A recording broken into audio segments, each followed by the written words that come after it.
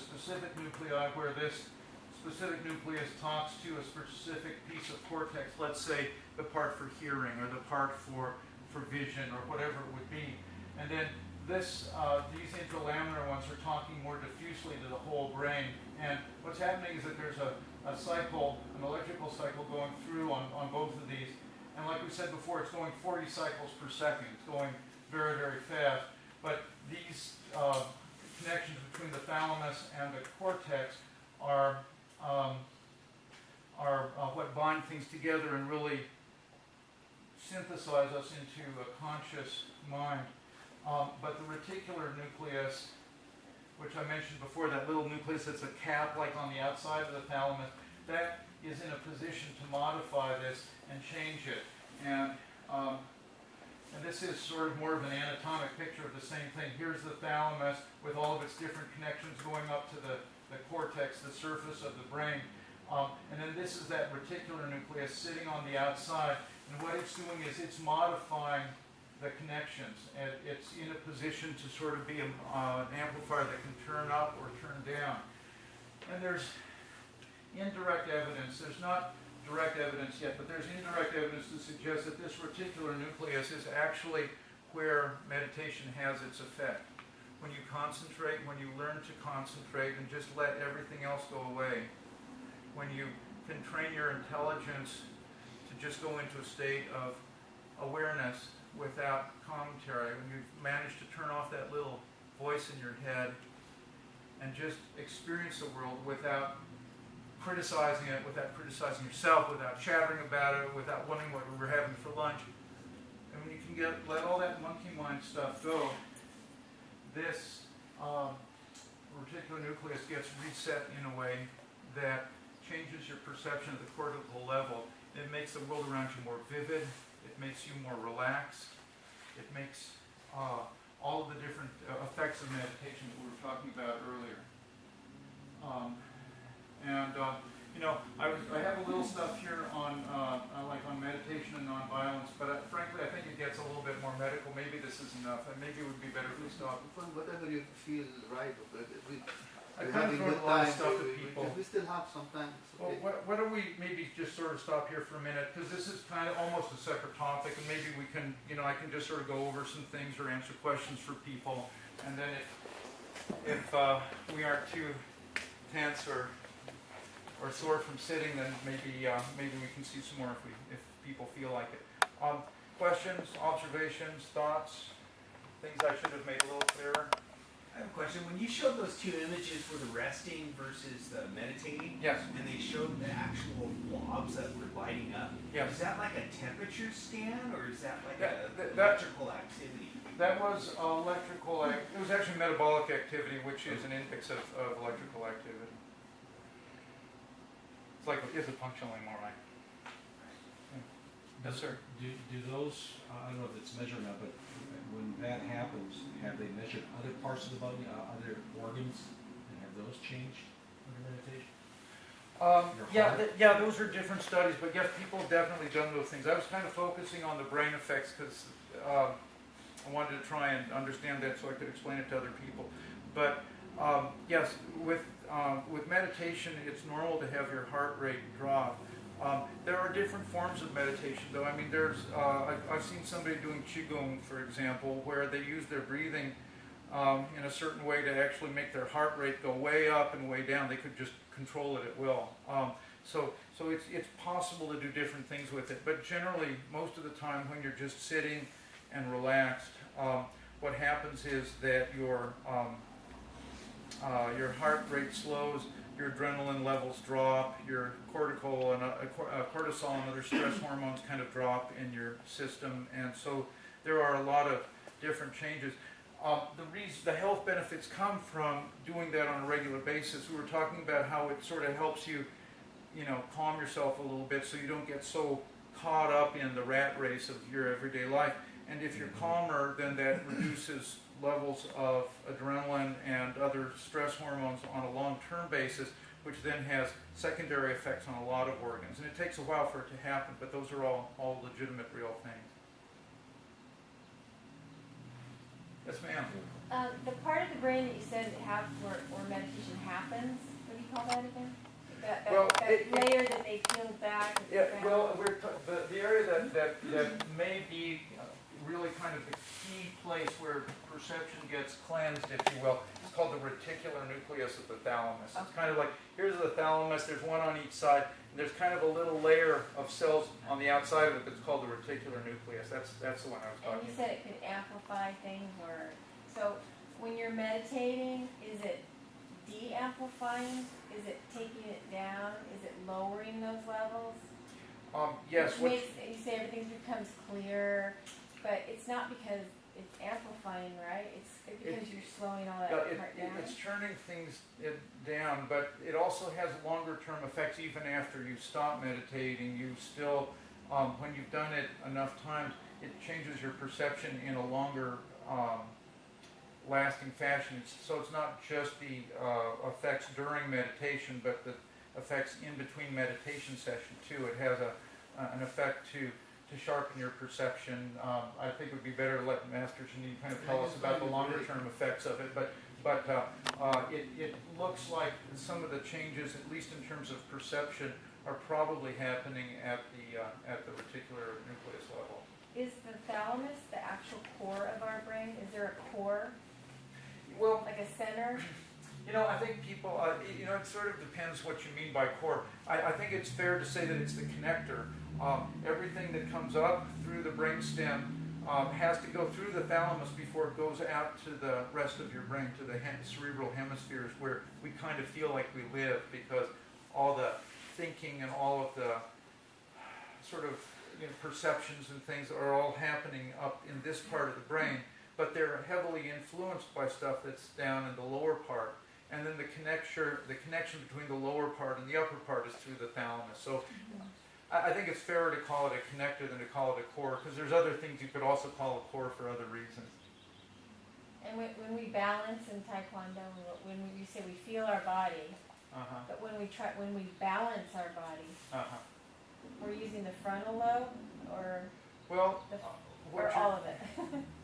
When you're learning something new that you haven't really gotten down, you're using your frontal lobes to kind of teach yourself. So it's like, okay, well, now I'm doing this form, and now I'm supposed to go like this, and then I go like that, and then I turn it. That's all frontal lobe. Once it becomes automatic and you just know that form, then it's handled by other areas that are closer to the motor strip and the basal ganglia. And that's true for riding a bicycle. It's true for anything that you can become good at, that you can become experienced at, where it becomes just kind of automatic and second nature. It's going from the frontal lobes. The frontal lobes are what help us figure things out. Like, how are me and these other 10 cavemen going to get that woolly mammoth over the cliff? How are we going to do that? Well, maybe if we run around like this and we scare him, maybe we can get him to follow. And so you're sort of visualizing things, and you're kind of imagining, well, you and me and Fred, or Ugg or whatever, are going to go over this way, and he's going to go over that way, and then we're going to scare the woolly mammoth. I mean, our frontal lobes are most useful for planning, for visualizing, for imagining, for seeing what's going to come next. And also for eliminating bad ideas from the drawing board too, by the way. There's one of the things that, especially the lower parts, the inferior parts of the frontal lobe are very important for, is restraining all those emotional impulses that come from our limbic system. So like when somebody cuts you off on the freeway, and like part of you gets really mad and you want to, flip them off or do something like that. Well, the part that says, that's not really a good idea. No, not really good idea is coming from your frontal lobes. So not only does it help you envision good things like, how can I, do this form, or how can I, get this job promotion, but it also says, oh, now if I were to go and ram that guy that just cut me off, that would be a really bad idea. Like, so it helps us imagine the good, and also other scenarios to see, well, no, that's not one we really want to do. So it has an important inhibitory role in terms of keeping us on the straight and narrow. And some of the connections between the frontal lobe and the limbic system don't fully get wired in until you get to be 20, 25 or so, which is why 16-year-olds do some just amazing things sometimes. And you're going, wow, yeah, I guess I might have done that when I was 16, but I wouldn't do that now, you know. A lot of that, you know, there's really some important wiring changes that happen even during the maturing process while we're growing up. Yes, ma'am. I'm curious about the power of meditation. You see monks that are meditating outside in freezing weather, and they don't feel the pain, Right. and they can withstand it. You see people laying on a bed of nails. I have a friend that actually walked across hot coals and didn't burn the bottom of her feet through the power of focus and mental something. Yeah. So, is there proof or evidence of meditation having ability to prevent physical damage and also maybe cure health issues that are Well, General? it's certainly, well, those are sort of two different questions, but yeah, there's definitely proof that it can make it so that you don't feel. I mean, you know, yes, that's absolutely proven. I don't think that there's very good proof about like being able to prevent the damage. Like, let's say that you've got that monk that's out there meditating in sub-zero weather.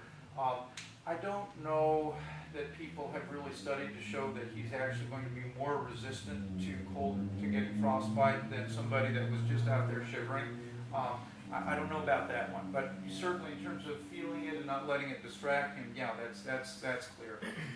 In terms of health effects, I think that most of the health effects have to do with managing stress, like we were talking about before. You know, if you're meditating on a regular basis, it can help, clearly can help with sort of stress-related things, so blood pressure, esophageal reflux, irritable bowel syndrome, things that would be stress-related can be, you know, reduced, and I think that's pretty clear and straightforward. The things that are a little bit more speculative are, well, what would meditation do for your immune system, for example? Can it help us fight cancer? Can it help us fight multiple sclerosis, you know, or lupus, or something else that involves the immune system? Well, you know, I think there's some interesting studies, but that stuff gets to be a little bit more controversial. We certainly know that meditation can help a person that's fighting cancer with the stress of fighting cancer. And we like to think that probably it's good for their immune system and that improving immune surveillance will help them fight the cancer better, but we haven't really kind of proven that last part, you know. We know it helps with the stress. Maybe it helps with the immune system too. We like to think that.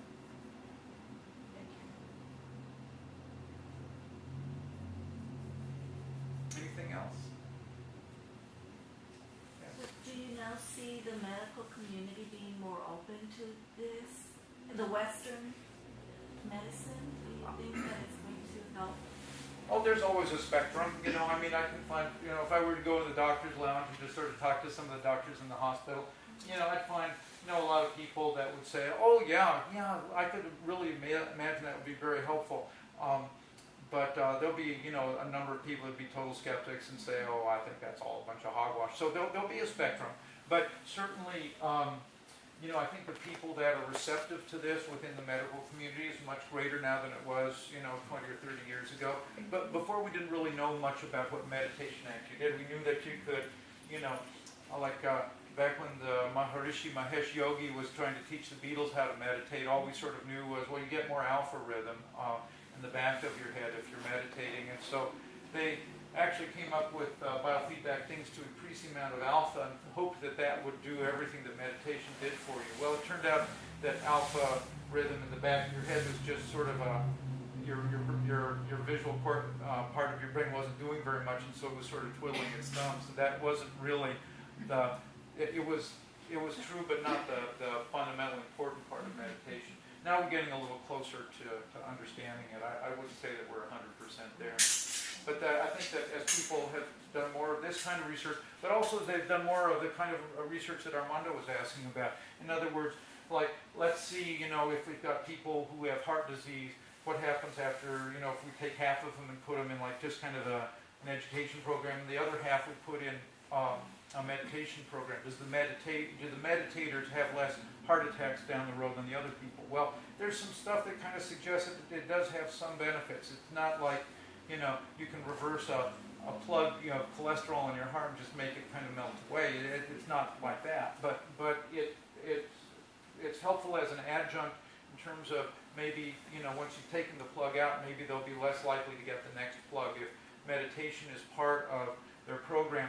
For one thing, it may make it a little easier for them to be relaxed and appropriate and not judgmental about things, and it may make it easier for them to quit smoking. It may make it easier for them to follow the diet and the exercise and the other things that they're supposed to do too. So it's not like it's just something that has one effect. It sort of works in with other things too. And so I think it's kind of, you know, doctors are starting to get a little more open to the holistic idea that the body isn't just, you know, like one organ and we just, you know, work on that one organ and it doesn't matter about the rest of it. You know, if people are starting to get the idea that we really are, you know, physical, mental, emotional, and spiritual beings, and that you have to kind of look at the whole package. And I think that's you know, you won't find everybody that, you know, every doctor is saying, oh yeah, meditation, that's great stuff. But I think you'll find in general that most doctors are getting much more aware of the fact that there is, you know, some validity to a holistic More approach. open to it. Yeah, more openness. Yeah. That's a start. Yeah, absolutely. Yes, ma'am. I just was going to make a comment. It kind of makes sense that meditation would be beneficial to our bodies, just because in everyday life, like say you're in a situation where you get afraid, like something really scares you, and you have your adrenaline shoots through your body. It's your mind perceiving something, like perceiving that fear, and it actually has that jolt through your body.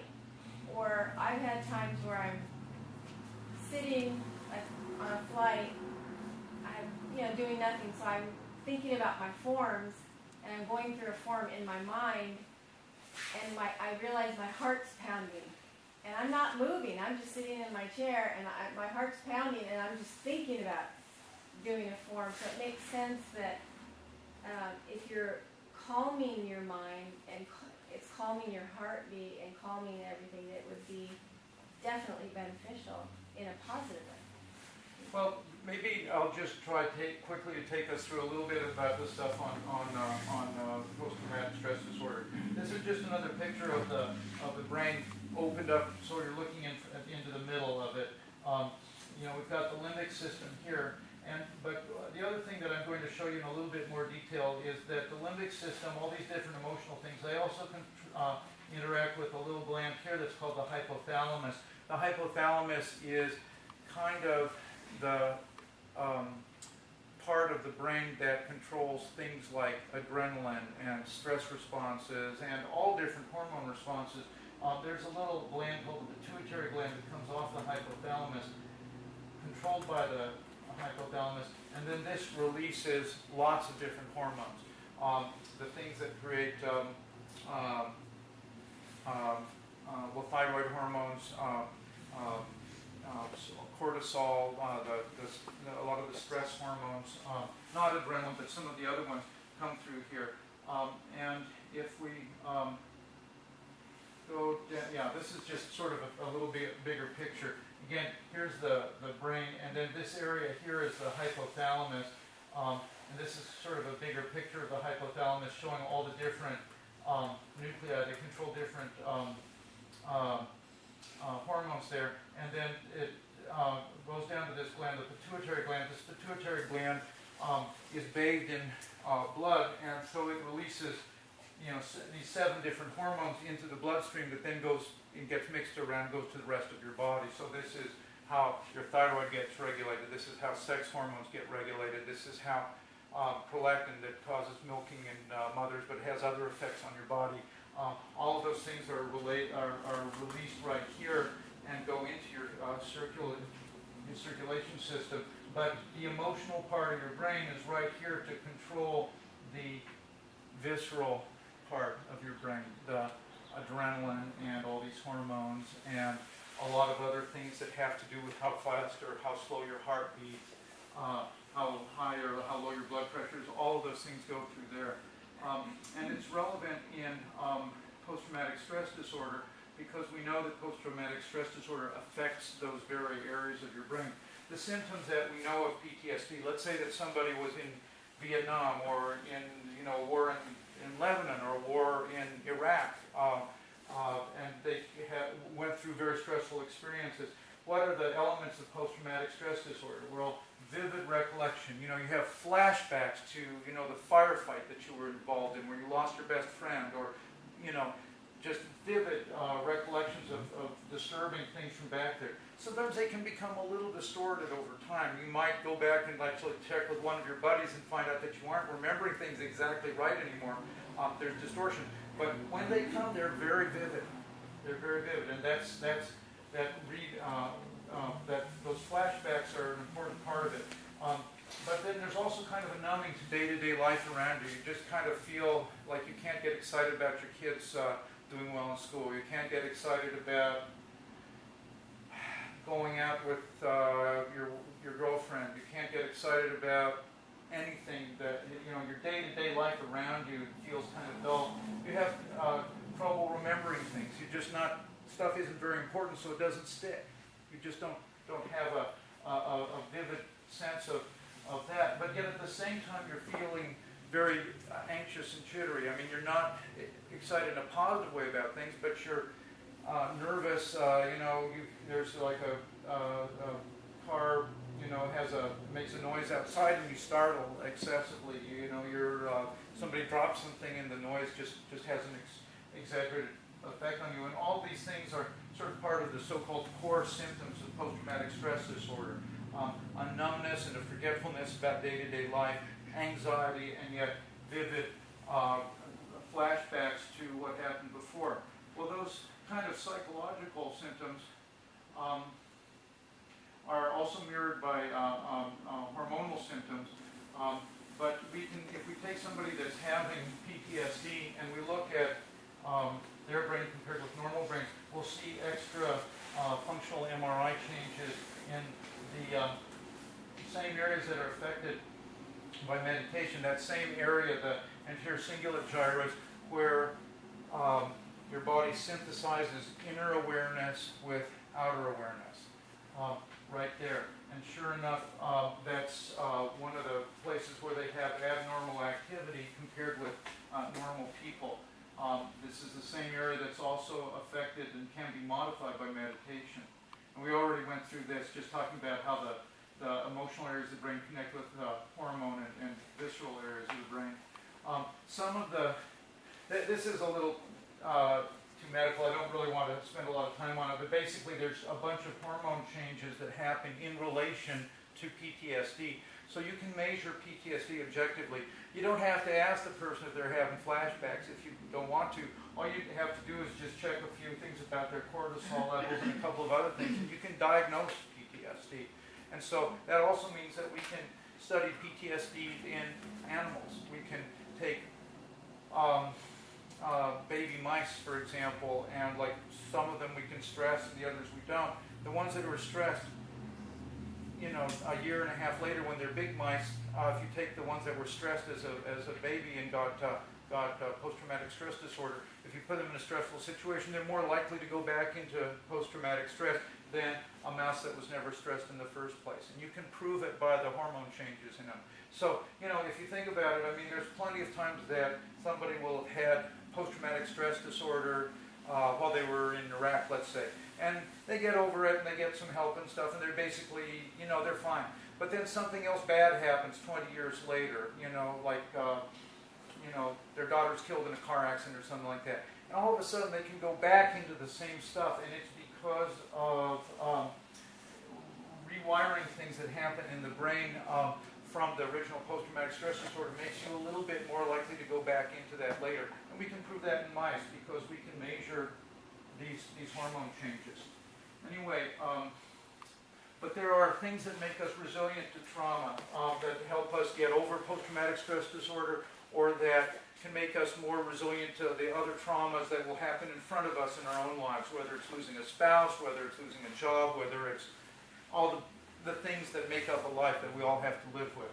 But the things that are traits of resiliency that help improve your chances of handling stress of getting over post-traumatic stress disorder: positive self-image, positive attitude, sense of hope, gratitude, engagement with, feeling engaged with life, controlling your impulses, connecting with other people, problem solving, stress management, and a sense of spiritual connection. All of those things have been shown in studies to be the things that make you more resilient. And those are also things that, come through meditation too. So meditation can be part of the treatment for post-traumatic stress.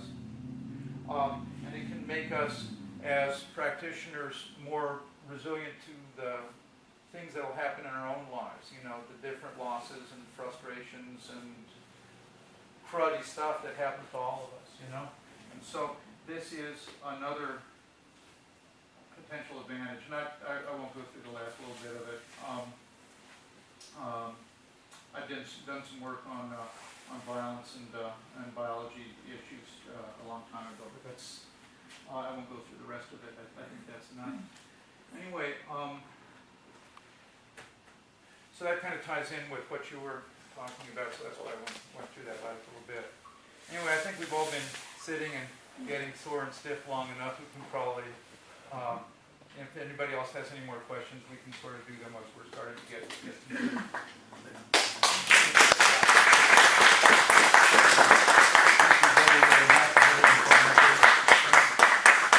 In the future we could use your presentation about violence and meditation and the brain down the road. I think would be beneficial. Well, are there any things you'd like to comment on in terms of tying in what I said? Nothing to comment on, just put it simple. Your brain is like a muscle. Think of it as a muscle. You need to train it to serve you. When you train your muscle, you do physical movement. You eat right. You have consistency. Meditation is the same. You do movements through your thoughts, through chanting your mantra, through your breathing, through the whole change of the attitude. So this is why it's an objective experience. It's a subjective experience of meditation.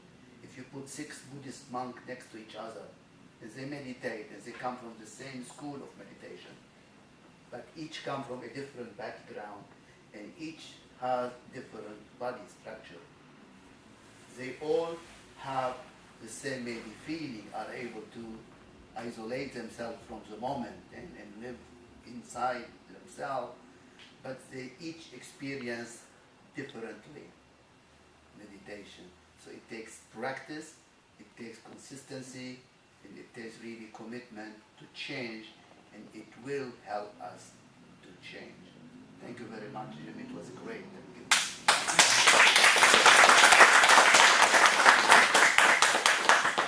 Okay, ready to celebrate?